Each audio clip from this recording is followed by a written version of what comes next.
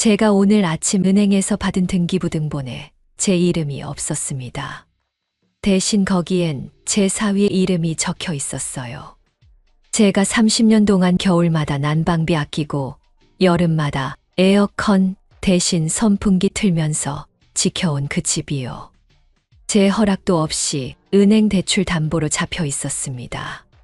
그 순간 제 심장은 얼어붙었어요. 이 이야기 남의 일 같으신가요? 아닙니다. 지금 이 순간에도 수많은 어르신들이 똑같은 일을 겪고 계십니다. 안녕하세요, 여러분. 저는 올해 72살입니다. 남편과는 10년 전에 사별했고요. 딸 하나를 키웠습니다. 제 인생에서 가장 소중한 건 두 가지였어요. 하나는 제 딸이고 또 하나는 제가 평생 모아서 장만한 이 집이었습니다. 그런데 그 두 가지가 한순간에 무너져 내렸습니다.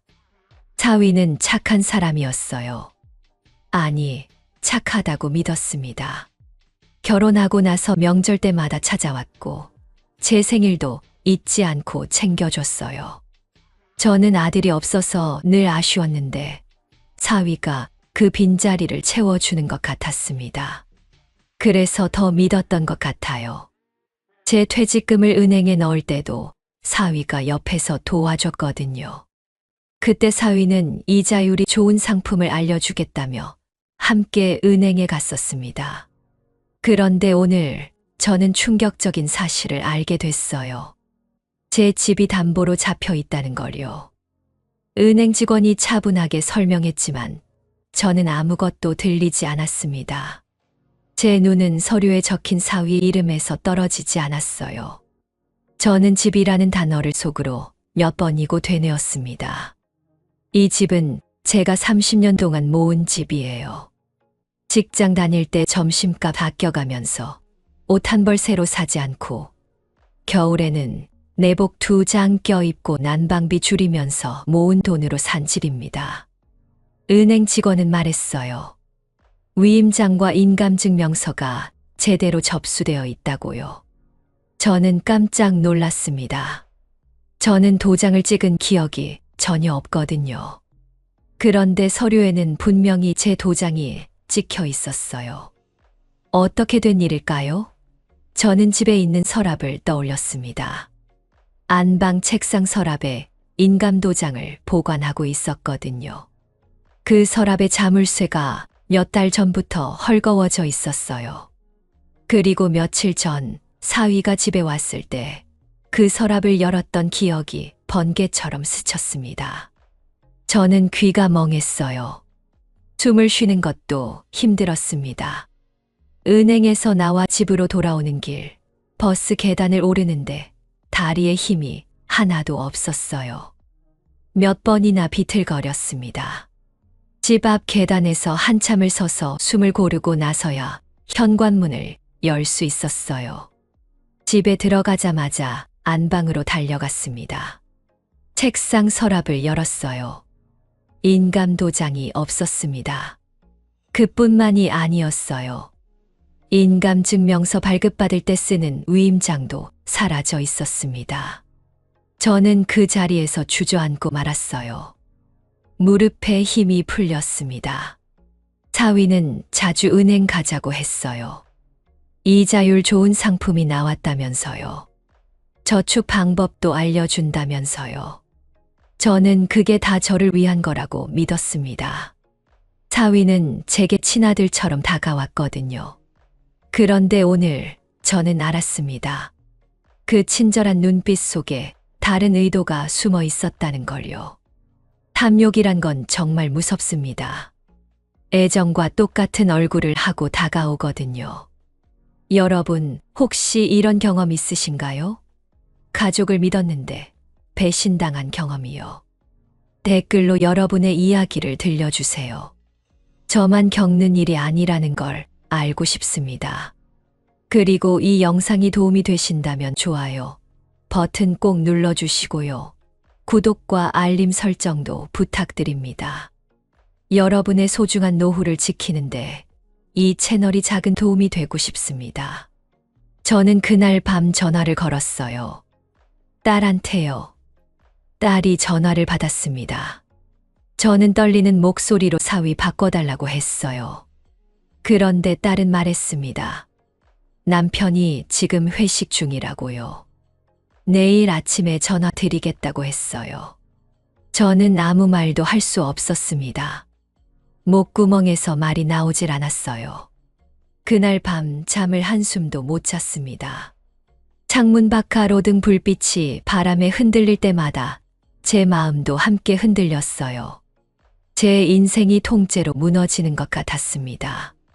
30년의 세월이 한순간에 사라지는 기분이었어요. 다음 날 아침 일찍 초인종이 울렸습니다. 사위였어요. 평소처럼 밝은 얼굴로 인사를 했습니다. 마치 아무 일도 없었다는 듯이요. 저는 떨리는 손으로 은행 서류를 꺼내 사위 앞에 내밀었어요. 이게 대체 어떻게 된 일이냐고 물었습니다. 사위는 잠시 당황한 표정을 지었어요. 그러더니 이내 미안하다는 말부터 꺼냈습니다. 사업 자금이 급하게 필요했대요. 단기간만 빌리면 된다고 했어요. 은행에서 대출 받으려면 담보가 필요한데 장모님 집이 가장 안정적이어서 그랬다고 했습니다. 저를 믿는다며 자신 있게 말했어요. 그 순간 저는 깨달았습니다. 이건 믿음이 아니라 착취라는 걸요. 사위는 몇 달 안에 다 갚을 수 있다고 장담했어요. 자기 사업이 곧 대박 날 거라면서요. 저는 참았던 감정이 폭발했습니다. 목소리를 높였어요. 내 노후를 담보로 잡을 권리가 누구한테 있느냐고요. 내가 언제 허락했느냐고 소리쳤습니다. 그런데 사위는 오히려 저를 나무랐어요. 너무 예민하게 반응하신다고 했습니다. 가족끼리 이럴 필요 있느냐고요. 그 말을 듣는 순간 저는 온몸에 힘이 빠졌습니다. 분노가 치밀어 손이 덜덜 떨렸어요. 그때 딸이 나타났습니다. 딸은 제 팔을 붙잡으며 진정하라고 했어요. 남편을 믿어달라고 간청했습니다. 딸의 눈에는 눈물이 가득했어요. 저는 그 눈물을 보면서 가슴이 찢어지는 것 같았습니다. 하지만 동시에 이런 생각이 들었어요.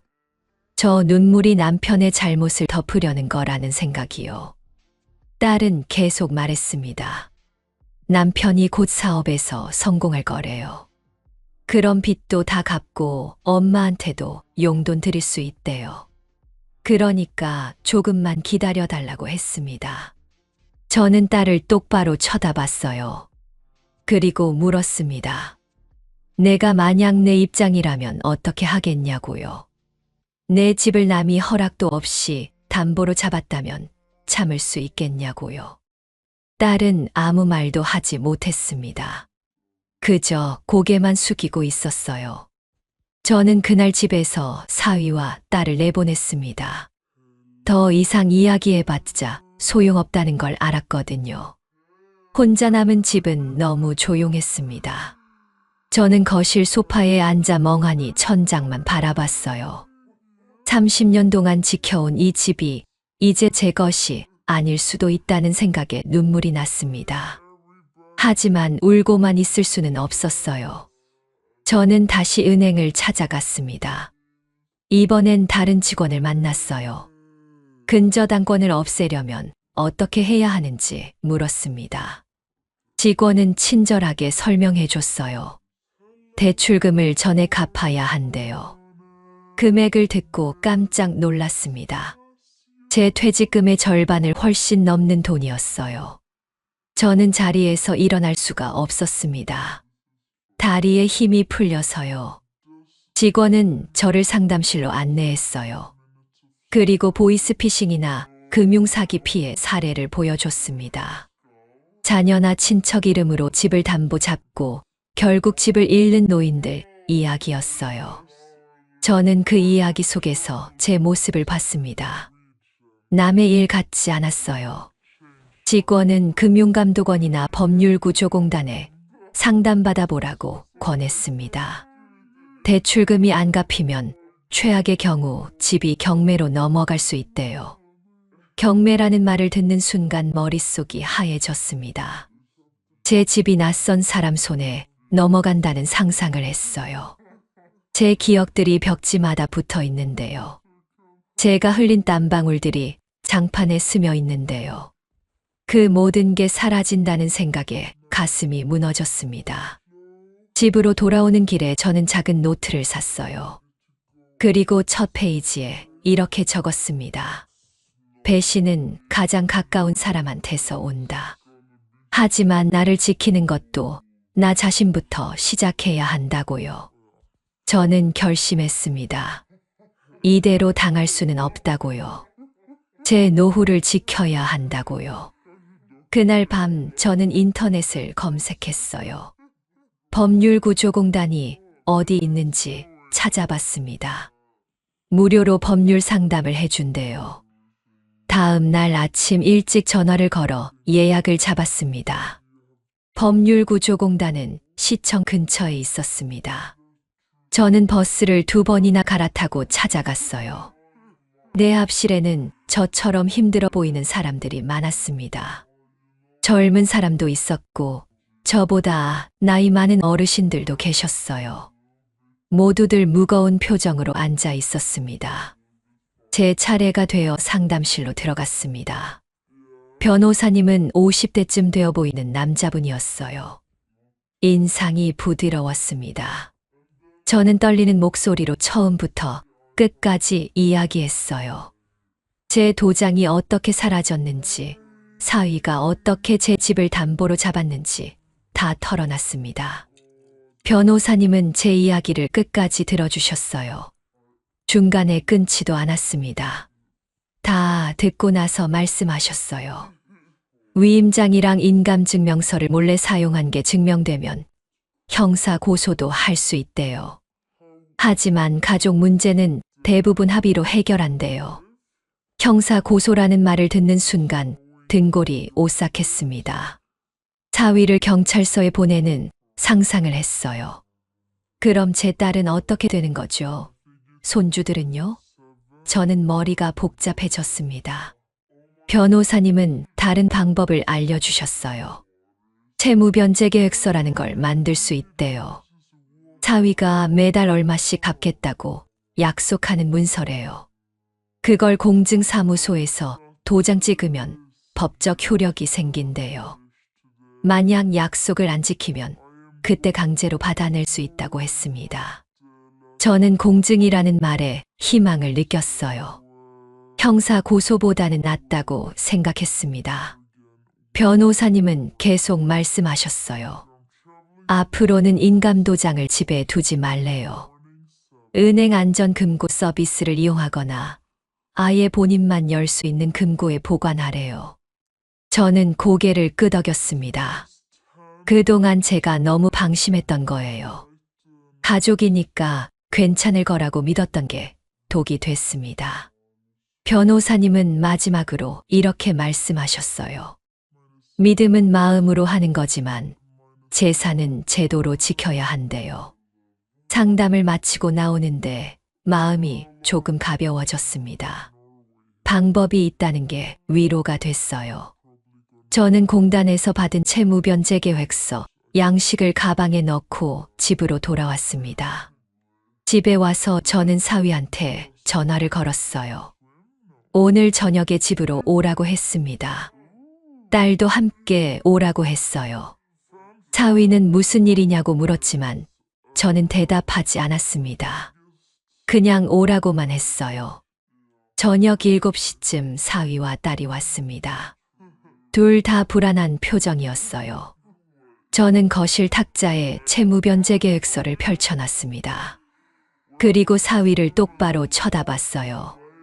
이 서류에 서명하고 공증받으러 가자고 했습니다. 사위 얼굴이 새빨개졌어요.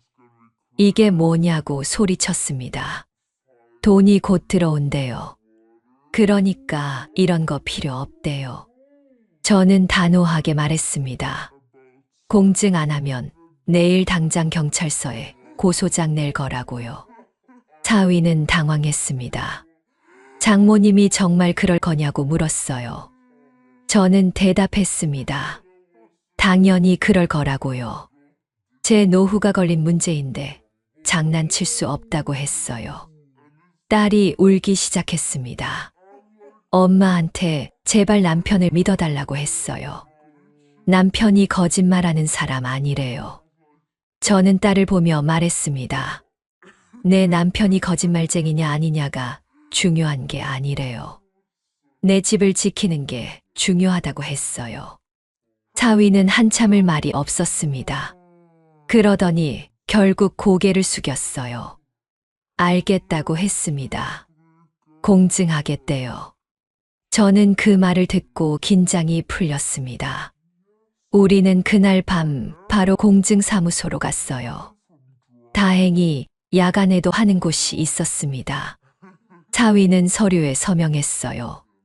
제 집 담보 대출금을 자기가 책임지고 갚겠다는 내용이었습니다. 매달 얼마씩 갚을 건지도 다 적었어요. 공증인 도장이 쾅 찍히는 소리가 들렸습니다. 그 소리를 듣는 순간 가슴이 뚫리는 것 같았어요. 숨을 쉴 수 있었습니다. 하지만 완전히 안심은 안 됐어요. 사위 얼굴을 보니까 여전히 믿음이 안 갔거든요. 집으로 돌아오는 차 안은 조용했습니다. 아무도 말이 없었어요. 딸은 계속 눈물을 닦았고 사위는 창밖만 바라봤습니다. 저는 가방 속 공증 서류를 꼭 쥐고 있었어요. 사흘이 지났습니다. 사위한테서 아무 연락이 없었어요. 저는 불안했습니다. 혹시 도망가는 건 아닐까 걱정됐거든요. 그런데 나흘째 되는 날 은행에서 전화가 왔습니다. 심장이 철렁 내려앉았어요. 은행 직원 목소리가 들렸습니다. 사위가 첫 번째 상환을 안 했대요. 약속한 날짜가 이틀이나 지났는데 입금이 안 됐대요. 저는 전화를 끊자마자 사위한테 전화를 걸었습니다. 한참을 기다려도 안 받았어요. 5번을 걸었는데 계속 무시했습니다. 저는 딸한테 전화했어요. 딸이 받았습니다. 남편 어디 있냐고 물었어요. 딸은 회사에 있을 거래요. 저는 다급하게 말했습니다. 은행 상환 약속 안 지켰다고요. 딸은 잠시 말이 없었습니다. 그러더니 남편한테 전화해보겠대요. 1시간쯤 지나서 사위한테서 전화가 왔어요. 목소리가 풀이 죽어 있었습니다. 죄송하다고 했어요. 자금 사정이 안 좋아서 이번 달은 어렵대요. 다음 달에 2달치 한꺼번에 넣겠대요. 저는 화가 났습니다. 그게 무슨 소리냐고 했어요. 공증까지 받은 약속인데 첫 달부터 안 지키냐고요. 사위는 변명만 늘어났습니다. 거래처에서 돈이 안 들어왔대요. 조금만 기다려달래요. 저는 냉정하게 말했습니다. 일주일 안에 입금 안 되면 법적 조치 들어간다고요. 공증 서류가 있으니까 강제 집행할 수 있다고 했어요. 사위는 놀란 목소리로 물었어요. 정말 그렇게까지 하실 거냐고요. 저는 대답했습니다. 당연하다고요. 이건 장난이 아니라고요. 내 집이 걸린 문제인데 봐줄 수 없다고 했습니다. 사위는 아무 말 없이 전화를 끊었어요. 그날 밤 딸한테서 전화가 왔습니다. 울먹이는 목소리였어요. 엄마가 너무 심하대요. 남편이 지금 힘들어서 그런 건데 이해해달래요. 저는 딸한테 물었습니다. 내가 만약 시어머니 집을 몰래 담보 잡았다면 시어머니가 이해해줬을 것 같냐고요. 딸은 대답을 못했습니다. 저는 계속 말했어요. 내 남편 일은 내 남편이 책임져야 한다고요. 내가 왜 내 노후를 포기해야 하냐고 했습니다. 딸은 한참을 울다가 전화를 끊었어요. 저는 잠을 이룰 수가 없었습니다. 딸이 저를 원망하는 게 가슴 아팠어요. 하지만 물러설 수는 없었습니다. 제가 여기서 약해지면 끝이거든요. 사흘째 되는 날 사위가 집으로 찾아왔습니다. 얼굴이 많이 상해 있었어요. 제대로 못 자는 것 같았습니다. 사위는 봉투 하나를 꺼냈어요. 현금이 들어 있었습니다. 이번 달 상환금이래요. 저는 돈을 세어봤습니다. 약속한 금액이 정확히 들어 있었어요. 사위는 고개를 숙이고 말했습니다. 앞으로 제때 넣겠대요. 다시는 늦지 않겠대요. 저는 아무 말 없이 돈을 받았습니다. 사위가 돌아간 뒤 저는 노트를 꺼냈어요. 그리고 적었습니다. 가족이라는 말로 책임을 피할 수는 없다고요. 약속은 반드시 지켜져야 한다고 적었습니다. 다음 날 저는 주민센터에 갔어요. 거기서 노후 자산 관리 교육을 한대요. 무료래서 신청했습니다. 교육은 수요일 오후에 있었어요. 저는 일찍 가서 맨 앞자리에 앉았습니다. 강사님은 40대 여자분이었어요. 목소리가 또렷했습니다. 칠판에 여러 사례를 적어가며 설명했어요. 보이스피싱 당한 이야기, 자녀 명의로 대출받았다가 집 잃은 이야기, 손주 학자금 보증 섰다가 빚더미 앉은 이야기가 나왔습니다. 저는 그 이야기들을 들으며 깨달았어요. 저만 당한 게 아니구나 싶었습니다. 옆자리 할머니는 아들이 몰래 신용카드를 만들었대요. 뒷자리 할아버지는 딸 사업 자금 보증 섰다가 집을 빼앗길 뻔했대요. 강사님이 말했습니다. 노후 자산은 돈이 아니래요. 삶의 기반이래요. 그걸 지키려면 3가지가 필요하대요. 첫째, 인감도장 철저히 관리하기. 둘째, 금융거래는 반드시 본인이 직접 하기. 셋째, 법적 장치 두려워하지 말기. 저는 노트에 빠르게 적었습니다. 교육이 끝나고 강사님께 다가갔어요. 제 상황을 짧게 설명했습니다. 강사님은 잘하셨다고 했어요.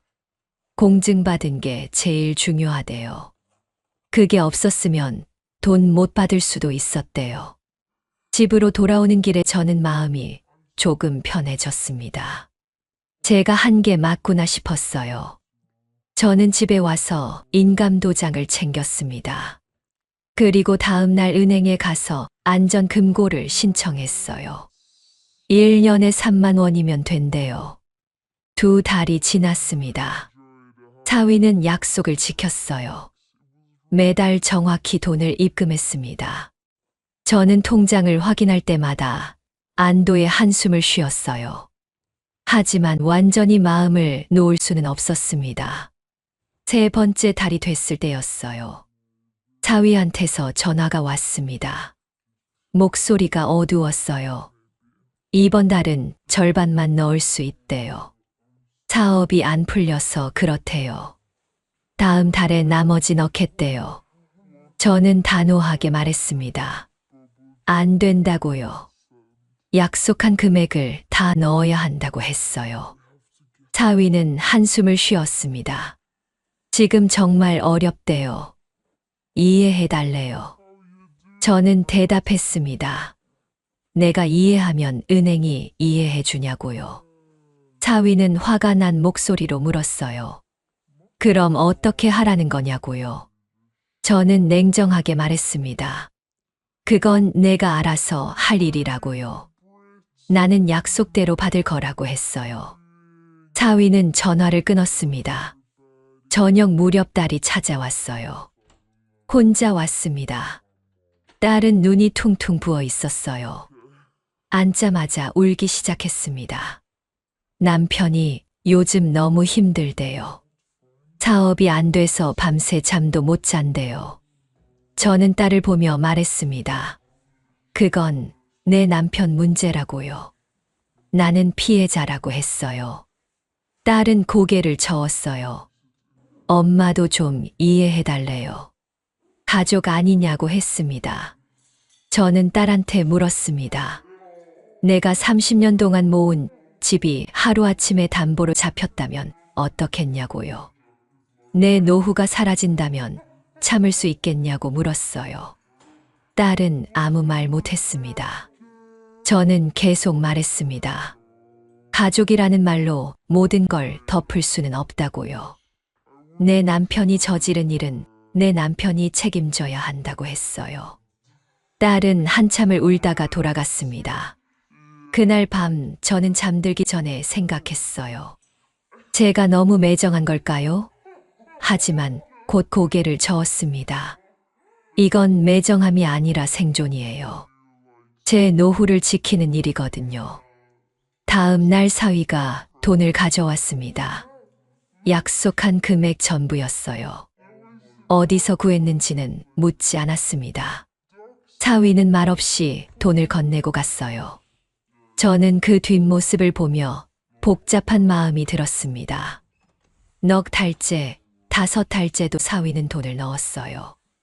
때로는 하루 이틀 늦기도 했지만 결국 넣었습니다. 저는 매번 통장을 확인하며 한숨을 쉬었어요. 이게 언제까지 계속될까 싶었습니다. 6달째 되던 날이었어요. 사위가 집으로 왔습니다.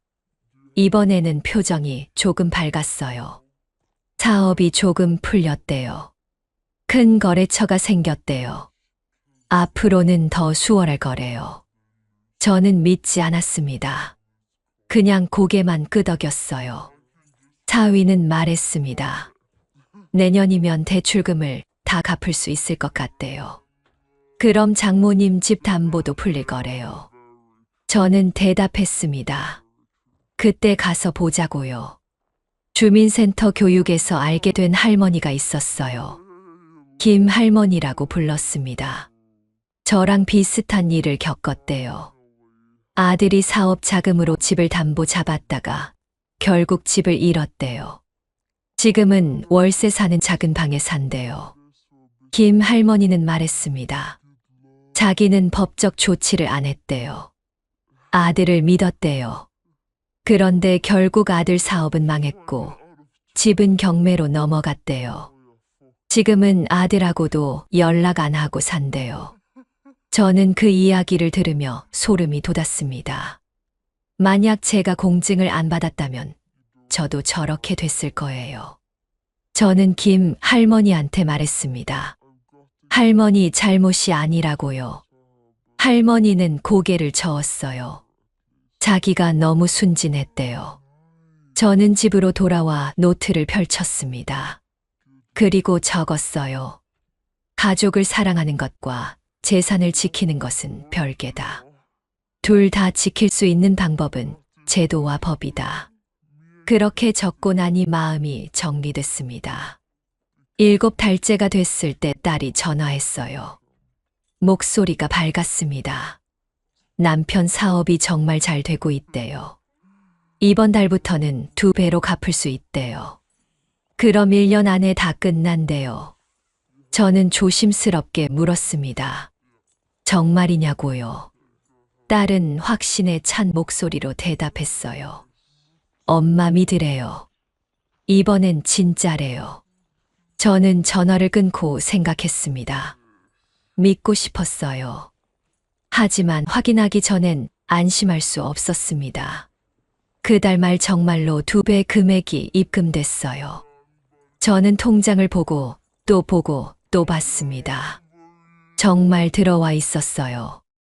다음 달도 똑같이 들어왔습니다. 저는 조금씩 희망을 갖기 시작했어요. 하지만 방심은 하지 않았습니다. 저는 매달 입금을 확인하고 기록했어요. 노트에 날짜와 금액을 다 적었습니다. 언제 얼마가 들어왔는지 증거를 남기는 거예요. 일주일 뒤 등기부등본이 나왔습니다. 저는 떨리는 손으로 서류를 펼쳤어요. 근저당권 항목이 말소됐다고 적혀 있었습니다. 제 이름만 또렷하게 남아 있었어요. 저는 그 글자를 한참 바라봤습니다. 은행 직원이 축하한다고 말했어요. 힘드셨을 거라고 했습니다. 저는 고개를 끄덕였어요. 정말 힘들었다고 말했습니다. 하지만 포기하지 않아서 다행이라고 했어요. 집으로 돌아오는 길에 저는 천천히 걸었습니다. 동네 거리가 새롭게 보였어요. 꽃집 앞에 핀 꽃들이 예뻤습니다. 빵집에서 나는 냄새도 좋았어요. 모든 게 다시 살아나는 기분이었습니다. 집 문을 열고 들어갔어요. 거실을 천천히 둘러봤습니다. 소파, 텔레비전, 식탁 모두 제 것이었어요. 주방으로 갔습니다. 냉장고, 가스레인지, 찬장도 다 제 것이었습니다. 안방으로 들어갔어요. 옷장, 화장대, 침대까지 전부 제 것이었습니다. 저는 침대에 앉아 창문을 바라봤어요. 햇살이 커튼 사이로 들어왔습니다. 따뜻했어요. 저는 1년 반 만에 처음으로 마음 편히 숨을 쉬었습니다. 노트를 꺼냈어요. 그동안 적어뒀던 내용들을 천천히 읽어 내려갔습니다. 배신의 순간, 분노의 시간, 법적 대응, 공증 과정, 상환 기록까지 모든 게 적혀 있었어요. 저는 마지막 페이지를 펼쳤습니다. 그리고 적었습니다. 오늘 나는 내 집의 주인으로 다시 섰다. 1년 반의 싸움이 끝났다. 가족이라는 이름으로 당한 배신을 제도와 법으로 이겨냈다. 감정이 아니라 원칙으로 노후를 지켰다. 저는 계속 적었어요. 이 과정에서 배운 게 있다. 첫째, 인감 도장은 절대 집에 두면 안 된다. 은행 금고나 안전한 곳에 보관해야 한다. 둘째, 가족이라도 금융거래는 반드시 본인이 직접 확인해야 한다. 셋째, 법적 장치를 두려워하면 안 된다. 공증과 계약서가 나를 지켜줬다. 노트를 덮고 저는 부엌으로 갔어요. 차를 한 잔 끓였습니다. 따뜻한 차를 마시며 창밖을 바라봤어요. 아파트 단지에 아이들이 뛰어놀고 있었습니다. 할머니들이 벤치에 앉아 이야기를 나누고 있었어요. 저도 이제 저 벤치에 앉을 수 있겠구나 싶었습니다. 마음 편히 이웃들과 이야기 나눌 수 있겠구나 생각했어요. 1년 반 동안은 그럴 여유가 없었거든요. 매일 불안하고 초조했습니다. 다음 날 주민센터에 갔어요. 김 할머니를 만났습니다. 할머니한테 제 이야기를 해줬어요. 다 끝났다고 말했습니다. 할머니는 제 손을 꼭 잡았어요. 잘했다고 했습니다. 할머니처럼 되지 않아서 다행이라고 말했어요. 저는 할머니한테 물었습니다. 지금은 어떻게 사냐고요? 할머니는 쓸쓸하게 웃었어요. 그냥 산대요. 하루하루 버틴대요. 아들 생각하면 가슴이 아프지만 어쩔 수 없대요. 저는 할머니가 안쓰러웠습니다. 하지만 동시에 생각했어요. 저는 달랐다고요. 저는 포기하지 않았다고요. 법을 이용했고 끝까지 싸웠다고요. 집으로 돌아와 저녁을 먹었어요. 혼자 먹는 밥이었지만 맛있었습니다. 텔레비전을 켰어요. 뉴스가 나왔습니다. 노인 금융사기 피해가 늘고 있다는 내용이었어요. 저는 화면을 보며 생각했습니다. 저처럼 당하는 사람들이 많겠구나 싶었어요. 하지만 저처럼 대응하는 사람은 얼마나 될까 싶었습니다. 많은 분들이 가족이니까 참는다고 하더라고요. 그러다가 결국 모든 걸 잃는 거예요. 저는 노트를 다시 펼쳤습니다. 마지막 문장을 적었어요. 노후를 지키는 건 자식의 효도가 아니다. 내가 만든 원칙과 제도다. 가족을 사랑하되 재산은 법으로 지켜야 한다. 이 교훈을 잊지 말자. 다음 주에 딸이 손주들을 데리고 온대요. 오랜만에 온 가족이 모이는 거예요. 저는 손주들 얼굴이 보고 싶었습니다. 사위와는 아직 어색하지만 시간이 해결해 줄 거예요. 중요한 건 제가 졌다는 겁니다. 제 노후를 지켰다는 거예요. 제 집을 지켰다는 겁니다. 그게 가장 중요했어요. 여러분, 이 이야기를 들으시면서 어떤 생각이 드셨나요? 혹시 비슷한 일을 겪고 계신가요? 댓글로 여러분의 이야기를 들려주세요. 서로 힘이 될 수 있을 거예요. 그리고 이 영상이 도움이 되셨다면 좋아요 버튼 꼭 눌러주시고요. 구독과 알림 설정도 부탁드립니다. 주변에 이런 일 겪고 계신 분들이 있다면 이 영상을 꼭 공유해 주세요. 한 사람이라도 더 자신의 노후를 지킬 수 있도록 도와주세요. 저는 오늘도 제 집 거실에 앉아 있습니다. 창밖으로 저녁 노을이 지고 있어요. 아름답습니다. 제 집에서 보는 노을이라서 더 아름다운 것 같아요. 이 집은 제가 30년 동안 지켜온 집입니다. 그리고 앞으로도 제가 지켜갈 집입니다. 여러분도 포기하지 마세요. 가족이라는 이름에 속지 마세요. 여러분의 노후는 여러분이 지켜야 합니다. 법과 제도를 두려워하지 마세요. 그게 여러분을 지켜줄 겁니다. 저처럼요. 마지막으로 한 가지만 더 말씀드릴게요. 인감 도장 지금 당장 확인하세요. 집에 그냥 놔두지 마세요. 은행 금고에 맡기세요. 그리고 금융거래는 절대 다른 사람한테 맡기지 마세요. 귀찮아도 본인이 직접 하세요. 그게 여러분 재산을 지키는 첫걸음입니다. 오늘도 제 이야기 들어주셔서 감사합니다. 여러분 모두 건강하시고 행복한 노후 보내세요. 다음에 또 좋은 이야기로 찾아뵙겠습니다. 구독 잊지 마시고요. 알림도 꼭 설정해 주세요. 감사합니다.